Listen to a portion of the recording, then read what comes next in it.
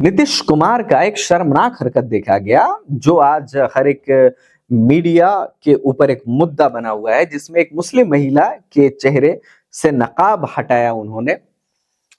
मैं पूछता हूं कि किसी महिला के चेहरे से नकाब हटाना या घूंघट हटाना, क्या ये किसी महिला की इज्जत के ऊपर हमला करना नहीं है?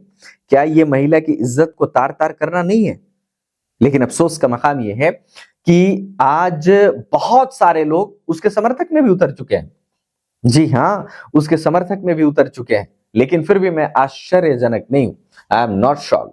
वजह यह है कि मैं इसी देश में मणिपुर में औरतों को बरहना नंगा घुमाते हुए देखा, जहां पे ये अक्सर लोग कहते हैं, अक्सरियत की तादाद ये है कि कहते हैं कि औरतें देवी हैं, तो माता हैं, तो उनकी पूजा तक हो जाती है।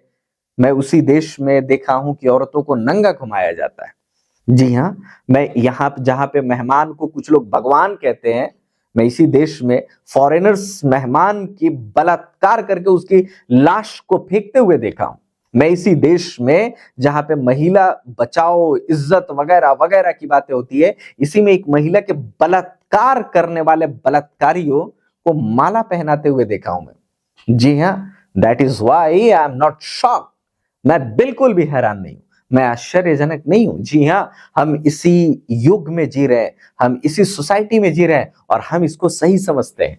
जी हाँ, अक्सर दंगे होते हैं, आप दंगों की हिस्ट्री पढ़ें, पिछले 50 साल की दंगों की हिस्ट्री पढ़ें, आप हैरान होंगे कि अक्सर दंगों में सबसे पहले औरतों को टारगेट किया जाता है, औरतों को रेप किया जाता है, ये सबसे ज्यादा होती है। आप तमाम दंगों की हिस्ट्री को पढ़ें, तो मैं बिल्कुल भी आश्चर्यजनक नहीं हूं, क्योंकि ये मेंटालिटी डेवलप हो चुकी है लोगों के अंदर। देखिए, मैं एक वर्ड को हमेशा यूज करता हूं, जानवर नुमा इंसान। ये लोग एक जानवर नुमा इंसान बनते जा रहे हैं, उनकी मेंटालिटी डेवलप होते जा रही है। वो इंसान जो बजाहिर तो लगता है कि इंसान है, लेकिन उसकी मेंटालिटी, उसका दिल, कल्ब और दिमाग बिल्कुल एक जानवर नुमा बन जाती है।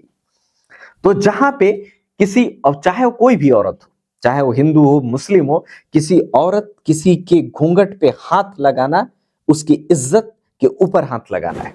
चाहे वो हिंदू हो, मुस्लिम हो, सिख हो, ईसाई हो, यहूदी हो, जो कोई भी हो, अगर किसी ने हाथ लगाया मतलब ये है कि उसने उसकी इज्जत के ऊपर हाथ लगा दिया। लेकिन नहीं, लोग समर्थक में उतर जाते हैं। आप इन कमेंट्स को देखिए, आप हैरान होंगे कि ऐसी कमेंट्स हमारे यहाँ आती है कि जो हुआ वो सही हुआ। मतलब ये है कि हो सकता है कि कोई उस नकाब के अंदर अब्दुल हो सकता है कि कोई दूसरी महिला है।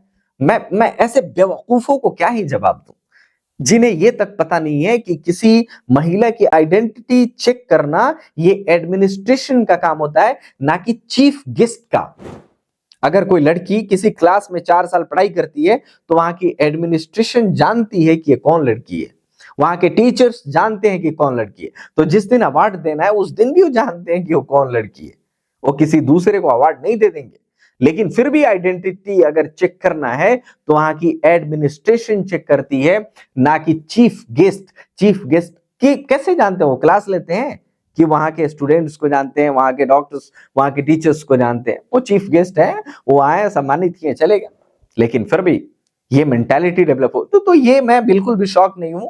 नीतीश कुमार से जहां ये गलती हुई है, हो सकता है ये बहुत बुजुर्ग हो गए हैं, उनके अब दिमाग उस तरीके से बिल्कुल शार्प वर्क नहीं कर रहा है काम, वो जो उनका सीमा है वो क्रॉस कर रहा है दिमाग का।